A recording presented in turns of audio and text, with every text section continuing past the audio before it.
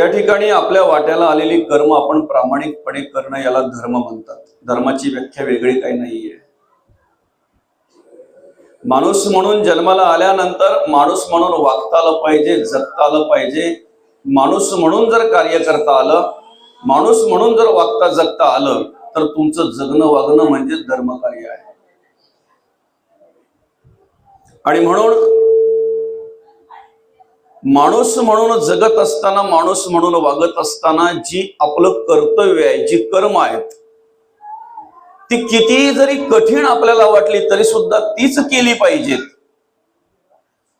जे संस्कार आहेत, जी संस्कृती आहे त्याचप्रमाणे वागलं पाहिजे, जगलं पाहिजे. काकीला आई बोलून चालणार नाही. आई ती आईच असते ना, नाही का?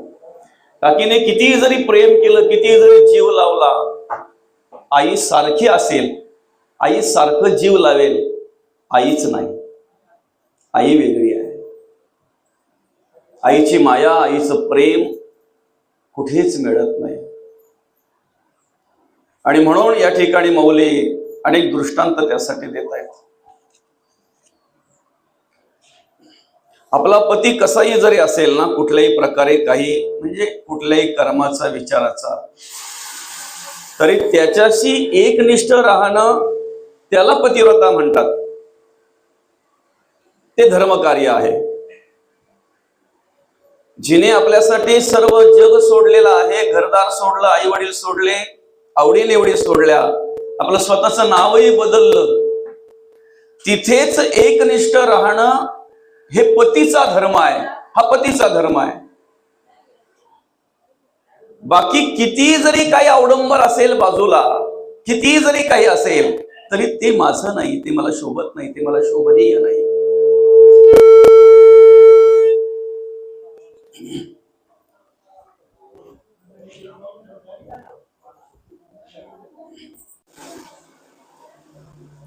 आणि म्हणून मग त्याची जाणीव करून देत असताना मौली म्हणतात, अगा स्वधर्म हा आपला जरी का कठीण झाला तरी हाची अनुष्ठीला भला देखी. असो ज्या निमित्तानं आपण या ठिकाणी ही प्रवचन सेवा आयोजित केलेली आहे आपल्या या भिवंडी तालुक्यातील, आणि हे सोरगाव, आई गावदेवी माता वर्धापन दिन सोहळा, सोरगाव, पोस्ट पडगा, तालुका भिवंडी, जिल्हा ठाणे. आणि या ठिकाणी हा एक दिवसीय संपन्न होणारा वर्धापन दिन सोहळा, सकाळपासून आपण या ठिकाणी अनेक कार्यक्रमांचं आयोजन केलेलं आहे. सकाळी आई गावदेवी मातेचा मूर्तीचा महाअभिषेक या ठिकाणी झाला. आता प्रवचन आयोजित केलेलं आहे. त्यानंतर महाआरती असेल, भोजन अर्थात प्रसाद असेल, हळदी कुंकवाचा कार्यक्रम या ठिकाणी महिलांसाठी आयोजित केलेला आहे. नंतर हरिपाठ असेल, जे गावदेवी एकादशी मंडळ, हरिपाठ मंडळ वालकस यांचं. नंतर कीर्तन आहे, महाआरती आहे, भोजन, महाप्रसाद आणि लहान मुलांचे सांस्कृतिक कार्यक्रम, अशा प्रकारे अनेक कार्यक्रमांचं आयोजन आपण केलेलं आहे. खरं तर हे धर्म कार्य करत असताना कोणाची तरी प्रेरणा लागते, कोणाचा तरी आशीर्वाद लागतो, कोणाचं तरी मार्गदर्शन लागते. आणि ते आपल्याला मार्गदर्शन या ठिकाणी लाभलेलं आहे. माझ्याच बाजूला बसलेले सन्माननीय हरिभक्त परायण श्री दिलीप महाराज बजागे वांद्रे. कोणतंही कार्य करायचं म्हटल्यानंतर मार्गदर्शन महत्वाचं आहे. मार्गदर्शनाशिवाय किंवा सहकार्याशिवाय ते कार्य होत नाही, बरं का? आज परिस्थिती अशी आहे की आपल्याला आपल्या जीवनाची वाटचाल करत असताना पावलोपावली मार्गदर्शक मिळतात, उपदेश करणारे पावलोपावली मिळतात. पण सगळेच मार्गदर्शक आणि सगळेच उपदेशक तुमच्या हिताचाच उपदेश करतील असं नाही, बरं का? हिताचा उपदेश करणारे अतिशय कमी, अतिशय कमी. मग त्याच्यातून आपण कसे समजायचे, कसे ओळखायचे? आमच्या जीवनाची वाटचाल व्यवस्थितरित्या व्हावी म्हणून आमच्याकडून धर्मकार्य घडावं, देवकार्य घडावं, यासाठी जे मार्गदर्शक असतात, मार्गदर्शन करतात. धर्मकार्यामध्ये आमचं हित आहे, देवकार्यामध्ये आमचं हित आहे. आणि हे देवकार्य, धर्मकार्य करण्यासाठी जे मार्गदर्शन आम्हाला करतात ना, ते मार्गदर्शक आमच्या हिताचे असतात, आमचं हित सांगत असतात, आमच्या हिताचं मार्गदर्शन करत असतात. आणि म्हणून या ठिकाणी महाराजांच्या मार्गदर्शनाने हा संपन्न होणारा वर्धापन दिन सोहळा, खर तर या ठिकाणी मागच्या वर्षी रात्रीच्या वेळी प्रवचन झालं आणि मला माऊली माहिती देण्यात आली की हे संपूर्ण ग्रामस्थांच्या सहकार्याने सर्व ग्रामस्थ एकत्र येऊन आणि भव्य दिव्य मंदिर असं या ठिकाणी आपल्याला पाहायला मिळत आहे. तुमच्या गावात किती करोड रुपयाचे बंगले आहेत याच्याशी मला गरज नाही. तुमच्या गावात पैशाने श्रीमंत असलेली माणसं किती आहेत, किती प्रमाणात आहेत याच्याशी आम्हाला आवश्यकता नाही, गरज नाही. खऱ्या अर्थानं तुमचा गाव तेव्हा शोभून दिसतो जेव्हा तुमच्या गावाला आध्यात्मिक विचारांच्या माणसांची झालर असते, तेव्हाच तो गाव शोभून दिसत असतो. आज ह्या सोर गावाला जे महत्व प्राप्त झालेलं आहे, खऱ्या अर्थानं एक गावदेवी मातेचं भव्य दिव्य मंदिर आज या ठिकाणी तुम्ही अनेकांच्या सहकार्याने अगदी उभारणी केलेली आहे, निर्माण केलेलं आहे. आणि जे गावदेवी मातेचं सुशोभित असं मस्त की दर्शन आपल्याला घडतंय, प्रसन्न वाटतंय. बघा किती प्रसन्न वाटतंय. आई साहेबांकडे बघितल्यानंतर असं वाटतंय की तिथून दर्शन घेतच राहावं, बरं का, पाहतच राहावं, असा आशीर्वाद आपल्याला प्राप्त होतोय, बरं का. खर तर आम्ही आमच्या संसारासाठी, प्रपंचासाठी अनेक काही कार्य करत असतो, अनेक वेळ देत असतो, पण तो वेळ आमचा कुठे लागतो ते आमचं आम्हालाही कळत नाही. जेव्हा आम्ही धर्म कार्यासाठी पुढे येतोय ना, देव कार्यासाठी पुढे येतोय ना, त्यावेळेला मिनिट ना मिनिट आमचा पुण्यकर्मासाठी लागला जातो, धर्म कार्यासाठी लागला जातो. प्रत्येक क्षण ना क्षण, प्रत्येक क्षण ना क्षण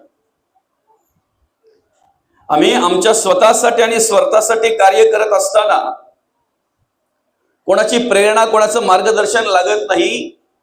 पण देवाचं आणि धर्माचं कार्य जर आम्हाला करायचं असेल ना, तर कोणाचं तरी मार्गदर्शन आम्हाला हवं असतंय, कोणाची तरी प्रेरणा आम्ही घेतली पाहिजे, कोणाकडे तरी पाहून एक आदर्श म्हणून त्याच्याकडे पाहून त्यांचा विचार करून आम्ही ते धर्म कार्य केलं पाहिजे आणि करावं लागतंय, पाहावं लागतंय. आणि म्हणून खऱ्या अर्थानं जोपर्यंत महाराजांसारखी माणसं आणि त्यांचं मार्गदर्शन आपल्याला लाभतंय आणि जेव्हा लाभतंय त्यावेळेला असं भव्य दिव्य कार्यक्रम आपल्याला पाहायला मिळतो, बरं का. हा कार्यक्रम म्हटल्यानंतर आज पहिला वर्धापन दिन आहे आणि पहिल्या वर्धापन दिनाच्या निमित्ताने या ठिकाणी आपण सर्वांनी सहकार्य केलेलं आहे, सर्व ग्रामस्थांनी सहकार्य केलेलं आहे, पंचक्रोशीतील काही मंडळी असतील त्यांनी सहकार्य केलेलं आहे, भाविक भक्तांनी सर्व सहकार्य केलेलं आहे, साधकांनी सहकार्य केलेलं आहे. असं अनेकांनी सहकार्य केल्यानंतर या ठिकाणी हा कार्यक्रम आपल्याला पाहायला मिळतोय, हा कार्यक्रम आपल्याला अनुभवायला मिळतोय, धर्मकार्य आपल्याला पाहायला मिळतोय. खरं तर आम्ही धर्मकार्य करत असताना सगळ्यात महत्वाचं म्हणजे धर्मकार्य करण्याची प्रेरणा आमच्या अंतःकरणामध्ये निर्माण झाली ना, देवकार्य करण्याची प्रेरणा आमच्या मनामध्ये निर्माण झाली ना, ही सगळ्यात मोठी गावदेवी मातेची कृपा आहे आमच्यावर, बरं का. सगळ्यात मोठी कृपा आहे गावदेवी मातेची. प्रेरणा निर्माण होणं महत्वाचं आहे, स्फूर्ती निर्माण होणं महत्वाचं आहे. आणि मग ज्या वेळेला आम्ही धर्मकार्य करत असतोय ना, देवकार्य करत असतोय ना, त्यावेळेला आमच्या वाट्याला आलेली सेवा आम्ही प्रामाणिकपणे करणं हे आमचं कर्तव्य आहे, हे आमचं कर्तव्य आहे. जी सेवा आमच्या वाट्याला येईल ना, ती सेवा आम्ही प्रामाणिकपणे केली पाहिजे, बरं का. ते कार्य उत्तर चालू राहतंय, ते कार्य उत्तर आम्हाला पाहायला मिळतंय, बरं का. आमच्या घरामध्ये आम्ही रोज अंथरूण टाकत असतो, उचलत असतो, ते कोणाच्या वाट्याला असतंय ते आता सांगता कामा नाही, किंवा ते बोललंच पाहिजे, पण असा काही विषय नाहीये. ते ह्या चटया अंतरे आमच्या वाट्याला रोजच आहेत, टाकायच्या उचलायच्या. पण आम्ही आमच्या घरामध्ये रोज टाकले उचलल्याना काय मिळेल ते मी सांगू शकत नाही. पण खऱ्या अर्थानं धर्मकार्य ज्या ठिकाणी घडतंय ना, त्या ठिकाणी ती सेवा जरी आमच्या वाट्याला आली तरी खूप पुण्याचा काम आहे, खूप आमचं मदभाग्य म्हणायला हरकत नाही. जी सेवा आमच्या वाट्याला येईल ना, ती प्रामाणिकपणे केली पाहिजे. खरं तर आम्ही सुद्धा आमच्या संसारामध्ये कांदा कापण्याचं काम करत असतो, तो कांदा आम्हाला रडवत असतो. पण ज्या वेळेला महाप्रसादाची सेवा आमच्या वाट्याला येते ना, तिथे जे काम आम्हाला मिळेल ते काम करत असताना इथले अश्रू डोळ्यातले आमचे वाया जात नाहीत, हे महत्वाचं आहे. कांदा कापत असताना इथे सुद्धा कदाचित डोळ्यातून अश्रू येतील, तिखट लागेल, पण ते अश्रू या ठिकाणी जी आम्ही सेवा करतोय ती वाया जात नाही, तर खऱ्या अर्थानं पुण्यकर्म आमच्याकडून घडलं जातंय, देवकार्य धर्मकार्य आमच्याकडून घडलं जातंय. आणि इथे आमच्या वाट्याला जी सेवा येईल ती सेवा आम्ही प्रामाणिकपणे करणं, याला धर्म म्हणतात. पण सेवा वाट्याला येणं याला मदभाग्य म्हणतात. बरं का, ही सगळ्यांना सद्बुद्धी सुचत नाही, सगळ्यांना सद्बुद्धी सुचत नाही. असं म्हणतात, तुम्हाला जर संसारामध्ये यशस्वी व्हायचं असेल तर कोणाची कृपाच पाहिजे असं काही नाही. तुम्हाला जर संसारामध्ये पैशाने अडक्याने संपत्तीने धन दौलतीने जर मोठं व्हायचं असेल तर त्यासाठी काही पुण्यकर्मच करायला पाहिजेत असं काही नाही. कलियुगामध्ये अनेक मार्ग आहेत, पण देव कार्य करण्याची प्रेरणा आणि स्फूर्ती तेव्हाच तुमच्या अंतःकरणामध्ये निर्माण होऊ शकते जेव्हा पूर्वजांच्या पुण्यकोटी म्हटलेलं आहे, पूर्वजांचं काहीतरी पुण्यफळ असेल, आमच्या आईवडिलांचे काहीतरी संस्कार असतील, आमच्या आईवडिलांचं काहीतरी मार्गदर्शन असेल आणि त्यांच्या पुण्याईने खऱ्या अर्थानं आम्हाला धर्म कार्य करण्याची प्रेरणा मिळत असते, स्फूर्ती मिळत असते. आणि म्हणून माणूस म्हणून जगत असताना आमचं कर्तव्य काय आहे ते पहिलं आम्ही पाहिलं पाहिजे. खरं तर आमच्या आयुष्यामध्ये आम्ही कार्य करत असताना अनेक प्रकारच्या पूजा करत असतो, पण अनेक प्रकारच्या पूजा करत असताना त्या ठिकाणी 5 देवांना आम्ही पहिलं महत्वाचं स्थान देत असतो. बरं का माऊली, 5 देवांना पहिलं महत्वाचं स्थान देत असतो. पूजा कुठलीही असू द्या, कोणत्याही प्रकारची असू द्या, कोणत्याही प्रकारची आणि कुठलीही पूजा असू द्या, पहिले 5 देवांना आम्ही महत्वाचं स्थान देत असतो. त्यामध्ये तुमची पूजा कोणतीही असली, कशाही पद्धतीची, कशाही निमित्तानं असलं तरी पहिलं पूजन जे केलं जातंय ते गणपती बाप्पाचं. पहिलं स्मरण जे केलं जातंय ते पहिलं गणपती बाप्पाचं. स्थान देवता, ग्रामदेवता, कुलदेवता आणि इष्टदेवता. गणपती बाप्पाची पूजा झाल्यानंतर आमच्या गावातील जी स्थान देवता आहे, अर्थात आपल्या गावात हनुमंताचं मंदिर असेल, स्थान देवता, ग्रामदेवता, ज्या आईसाहेबांचा उत्सव आज आपण या ठिकाणी साजरा करतोय, ग्रामदेवता महत्वाचा आहे. कुलदेवता, ज्या कुळात आम्ही जन्माला आलोय ना त्या कुळाची, आम्हाला कुळाचं रक्षण करणारी देवता आहे. गावाच्या सीमेवर असलेली, गावाचं रक्षण करणारी आमची ग्रामदेवता आहे. आणि आमच्या गावामध्ये असलेली स्थान देवता आहे. आणि ज्या देवाचं आम्ही दररोज पूजन करतोय, नामस्मरण करतोय, अर्थात ज्या देवाच्या ठिकाणी आमची निष्ठा आहे, विश्वास आहे, श्रद्धा आहे, ती आमची इष्टदेवता. या 5 देवतांचं स्मरण सर्वप्रथम केलं जातंय.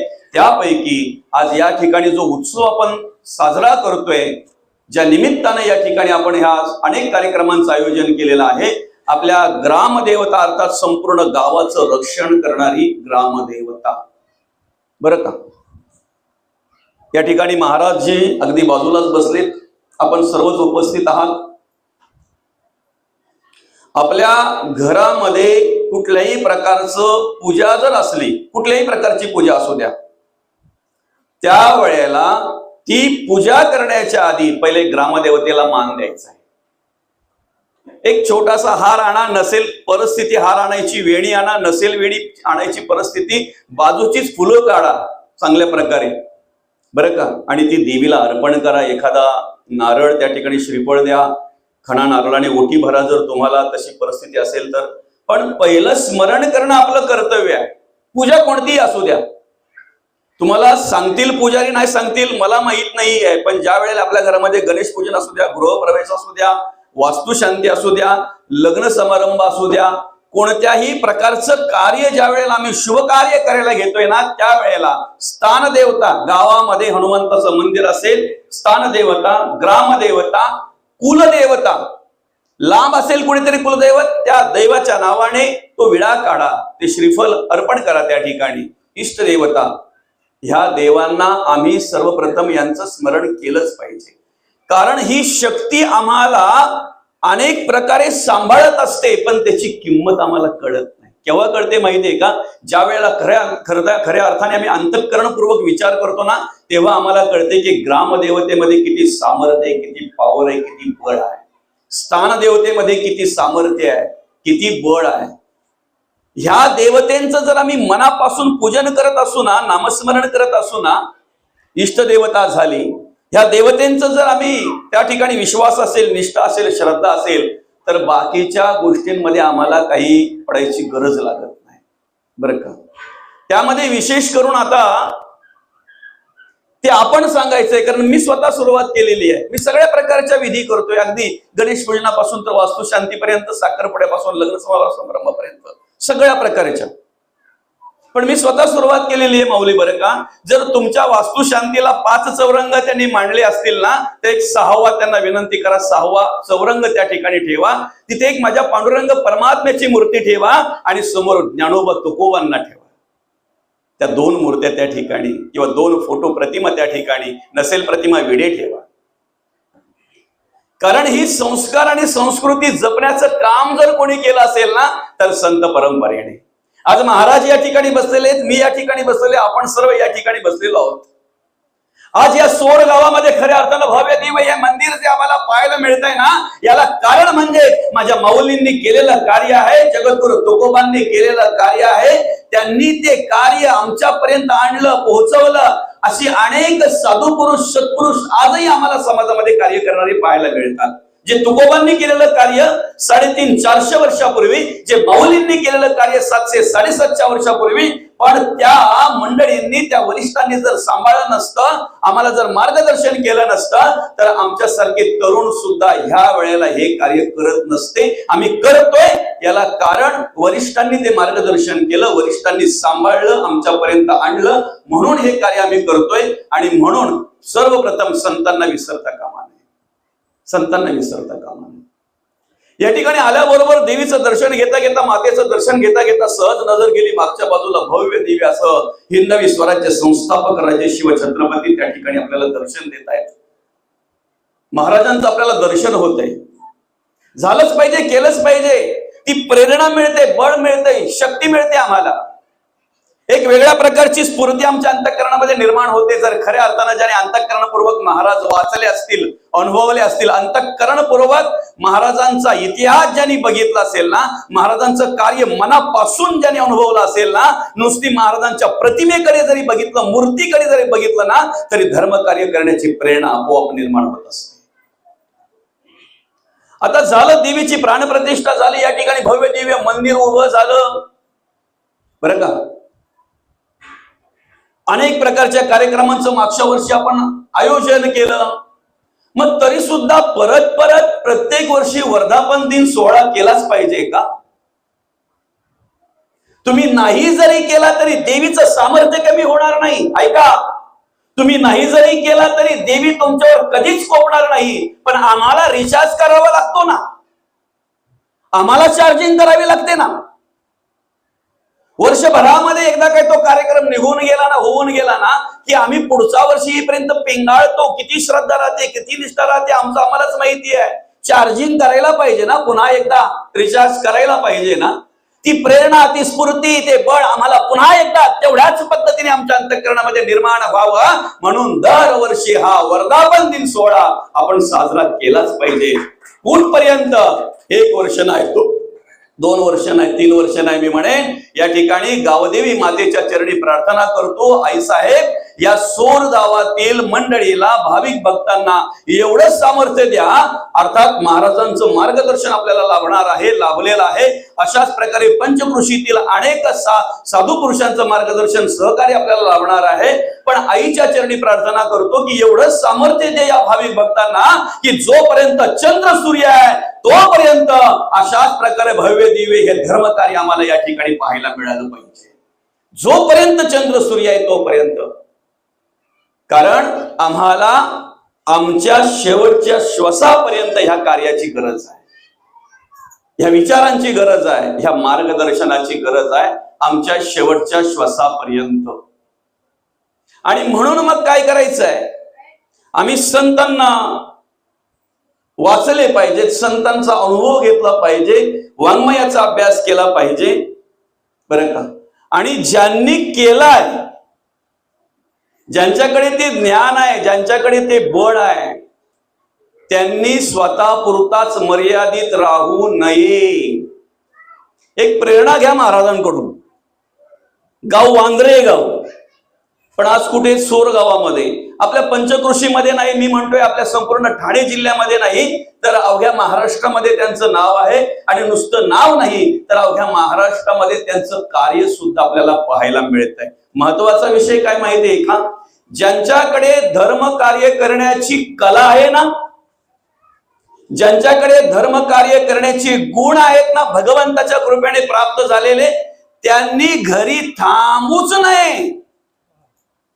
काय माऊली, काय झालं माहितीये का?